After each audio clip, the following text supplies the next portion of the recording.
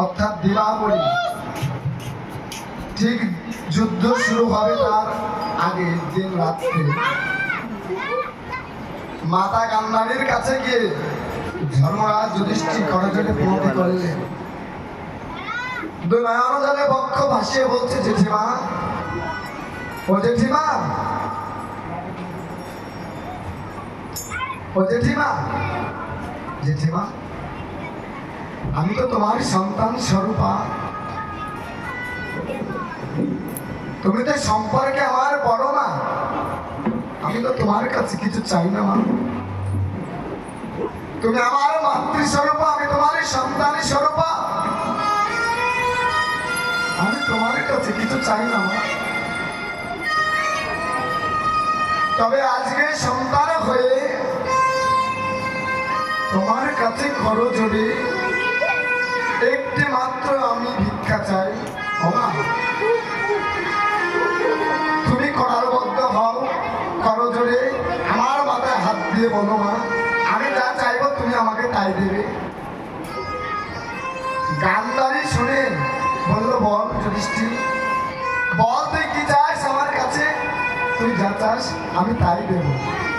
বাবা, মা ডাকের ভিতরে কতটা আকুলতা, ব্যাকুলতা, কতটা স্নেহ, মায়া, মমতা জড়িয়ে আছে। যে মা হয়েছে সেই জগৎ সংসারে জানে। ধর্মরাজ যুধিষ্ঠির যে মা মা বলে উচ্চস্বরে ডেকে উঠেছে, মা,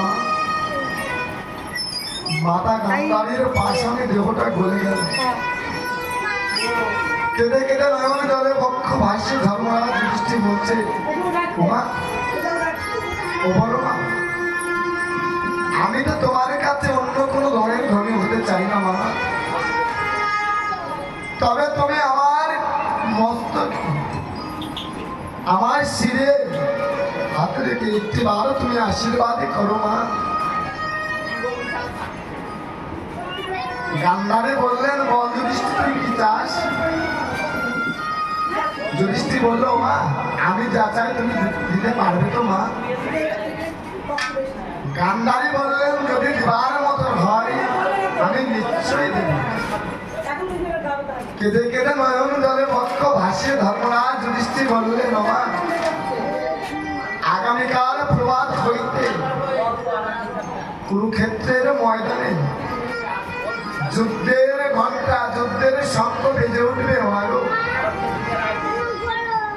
শতপুত্র তোমার আর পঞ্চভাই আমরা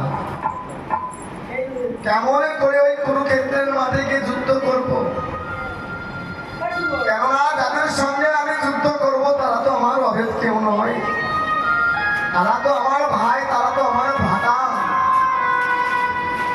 তোমার কাছে আমি একটি বর চাই, যেন আগামীকাল সূর্য উদিত হওয়ার সঙ্গে সঙ্গে আমার এ দেহ হইতে যত প্রাণ পাখিটা একটিবারে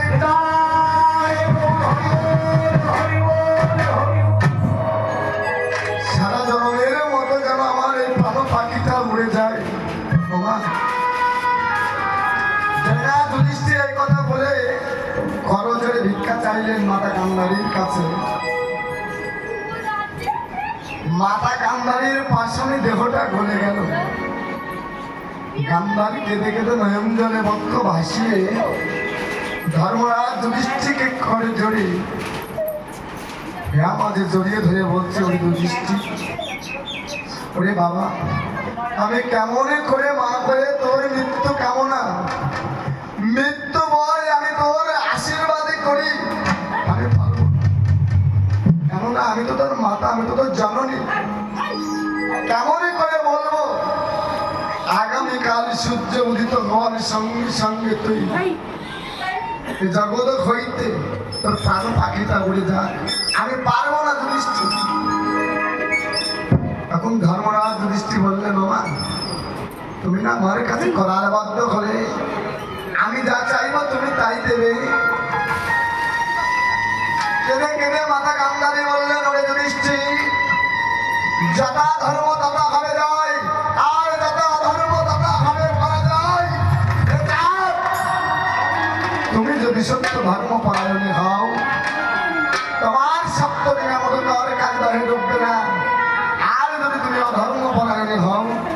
তাহলে সকলে কিন্তু তোমার কালিদাহে ডুবে যাবে। এবার মা মনসা কি করলে, যাদের 14 টাকা মধুকর ডুবাবে বলে মনস্থির করেছে, কালিদাহে জানলে কেমন করে ডুবাবে। 1600 নদে নদী ডাকতে লাগিল, ওই না মায়ের ডাকে কালিদাহে তারা চলে এলো।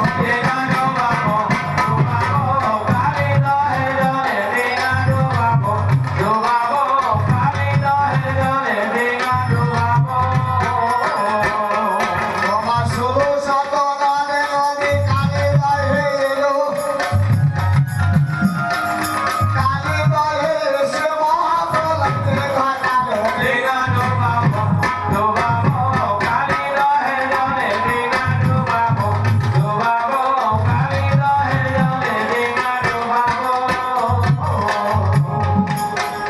ওরা 64 মেঘে উচ্চস্বরে ডাকে, মায়ের ডাকে এসো আলোয় না কালিদাহে। ও 64 মেঘে ডাকে উচ্চস্বরে,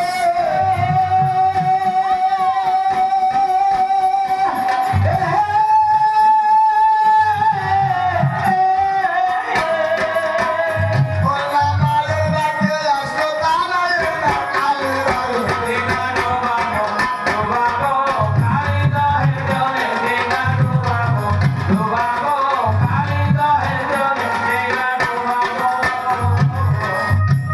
প্রায় 49 পবন দেখো ডাকে উচ্চর স্বরে, মা মনসা ডাকে তারায় আসো অমনি চলে।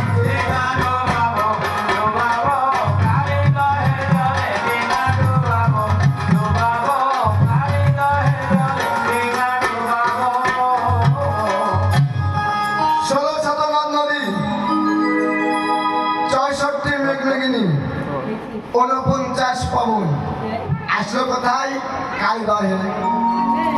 দেবমা মায়ের ডাকে আটটি যক্ষ,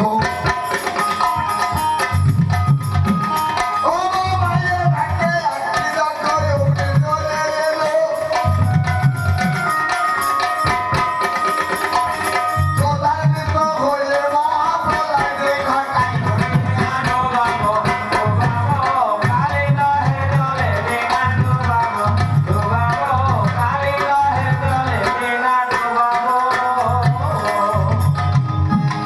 ওই না ধীরে ধীরে সবাই মিলে কালিদাহে আসে, আটটি যক্ষ আসলো মাগো ধামার দশের মাঝে।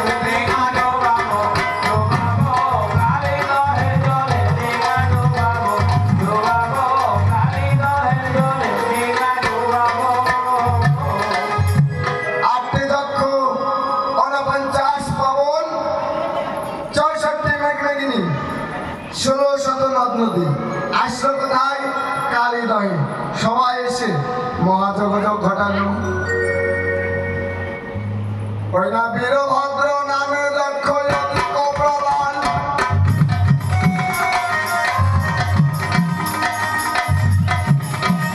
ওই না বীরভদ্র নামে যক্ষ অধিক প্রবল,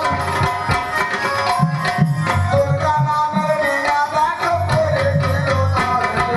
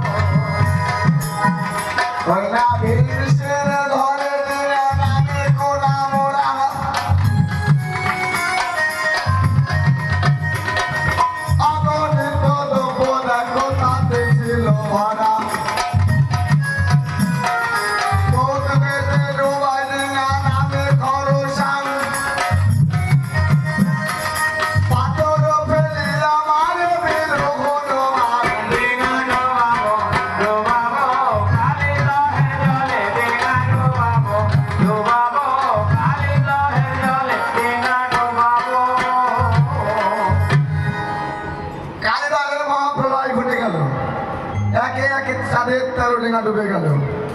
দেব মা একে একে